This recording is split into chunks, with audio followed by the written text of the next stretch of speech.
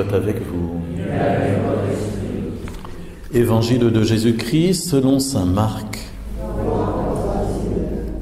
Ce temps-là, Jacques et Jean, les fils de Zébédée, s'approchent de Jésus et lui disent « Maître, ce que nous allons te demander, nous voudrions que tu le fasses pour nous. » Il leur dit « Que voulez-vous que je fasse pour vous ?» Ils lui répondirent « Donne-nous de siéger l'un à ta droite, l'autre à ta gauche, dans ta gloire. » Jésus leur dit « Vous ne savez pas ce que vous demandez. Pouvez-vous boire la coupe que je vais boire, être baptisé du baptême dans lequel je vais être plongé ?» Ils lui dirent « Nous le pouvons. » Jésus leur dit « La coupe que je vais boire, vous la boirez, et vous serez baptisés du baptême dans lequel je vais être plongé. Quant à siéger à ma droite ou à ma gauche, ce n'est pas à moi de l'accorder. Il y a ceux pour qui cela est préparé. » Les 10 autres qui avaient entendu se mirent à s'indigner contre Jacques et Jean. Jésus les appela et leur dit « Vous le savez, ceux qu'on regarde comme chefs des nations les commandent en maîtres. Les grands leur font sentir leur pouvoir. Eh bien, parmi vous, il ne doit pas en être ainsi. Celui qui veut devenir grand parmi vous sera votre serviteur. Celui qui veut être parmi vous le premier sera l'esclave de tous. Car le Fils de l'homme n'est pas venu pour être servi, mais pour servir et donner sa vie en rançon, en libération pour la multitude. Acclamons la parole de Dieu. Louange à toi, Seigneur Jésus. Voilà, je vois qu'il y a beaucoup de petits-enfants. Alors peut-être je commencerai par une image, s'il fallait choisir une image qui permette de rentrer dans l'évangile qu'on vient d'entendre, on prendrait celle de la grenouille. La grenouille. Parce que on voit que autour de Jésus, il y a déjà des disciples qui grenouillent. Il y a des grenouillages. Alors c'est pas des grenouilles de bénitier là du coup, c'est plutôt des grenouilles qui veulent, vous savez, comme disait La Fontaine, comment disait-il, se gonfler aussi grosse que le bœuf. Voilà, c'est ça. Et ça, c'est très très répandu, malheureusement, dans la société, dans nos entreprises, dans nos familles, quelquefois, et jusque dans l'Église, n'est-ce pas? Se faire aussi grosse que le bœuf. Ouais. Et puis, il y a cette fameuse prière que Jacques et Jean se permettent de faire en s'adressant à Jésus. Je ne sais pas si vous avez bien entendu. Ils lui disent Maître, ce que nous allons te demander, nous voudrions que tu le fasses pour nous. Voilà, c'est pas compliqué.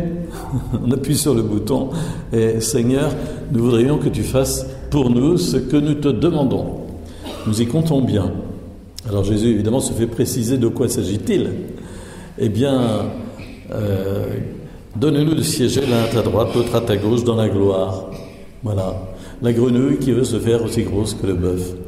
Et Jésus répond en disant « Pouvez-vous boire à la coupe à laquelle je vais boire ?» c'est-à-dire participer à ma passion, la croix. Et les autres ingénument de répondre « Ah, nous le pouvons, pas de problème.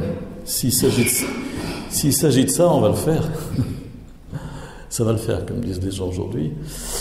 Et Jésus doit faire comme ça en disant « Mais ils sont complètement inconscients. » Ils sont complètement inconscients. Alors, Jésus dégonfle la baudruche, la grenouille, aussi grosse que le bœuf, et voilà, il va leur dire vous voulez participer à ma coupe? Eh bien, vous la boirez. Ils vont effectivement l'un et l'autre mourir martyrs.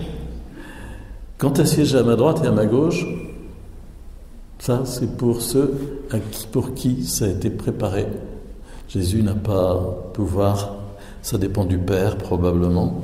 En tout cas, Voilà, Jésus n'exauce pas ce type de prière. Mais vous savez, ce type de prière, on l'a fait souvent. C'est ça le problème, c'est que Jésus attire notre attention sur une façon qu'on a de mettre la main sur Dieu en lui disant « Seigneur, je veux que tu fasses pour moi ça. J'ai besoin de ça, s'il te plaît. » Et il y a quelque chose comme ça, on met la main sur Dieu, alors que le dynamisme profond de la vie chrétienne, c'est au contraire de dire à Dieu « Seigneur, je veux accomplir ce que tu as préparé pour moi. Je veux faire ce que tu désires que je fasse. Je te demande de me le montrer, parce que je ne le vois pas moi-même. J'ai besoin que tu m'éclaires. » Vous voyez, c'est totalement différent, c'est totalement à l'inverse. Mais comme généralement on ne prie pas beaucoup de façon régulière, on prie lorsque on a une situation du genre feu de détresse. C'est la prière feu de détresse où l'ambulance qui passe en faisant son fameux signal, là, vous savez, puis le chien du boucher à côté, il se met à hurler parce qu'il c'est très curieux, il connaît la musique des pompiers et des ambulances. Et voilà, nous devons entrer dans une prière plus profonde plutôt que la prière mout de secours. Je suis à plat, ça va mal, ou feu de détresse. Il faut que nous vivions une prière régulière tous les jours pour entrer dans l'accueil de la volonté de Dieu pour nous et non pas de vouloir plier Dieu à notre propre désir, notre propre demande, notre propre volonté.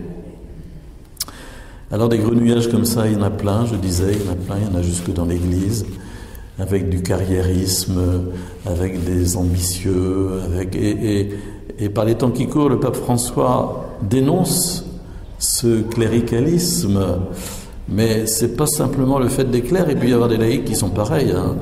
En tout cas, dénonce cet arrivisme ambitieux qu'il peut y avoir dans l'Église en faisant remarquer que Jésus nous a dit d'être serviteurs les uns des autres.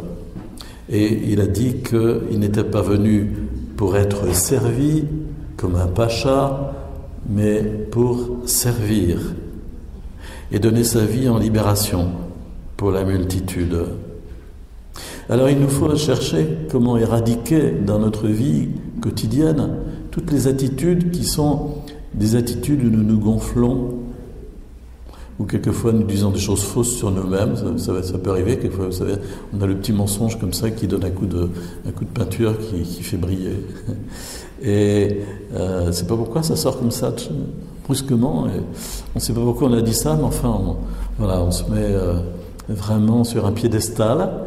Et à un moment, Jésus fait comme ça avec le piédestal, et puis il nous dit non, ça ne convient pas pour toi qui es mon disciple, parce que tu es le disciple du crucifié.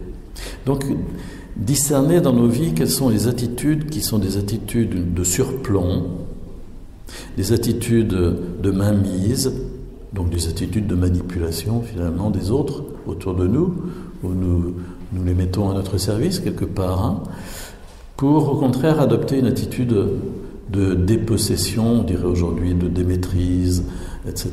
Enfin, pour vraiment être serviteur en sachant que là, nous sommes vraiment dans l'axe de Jésus tel qu'il s'est présenté à nous.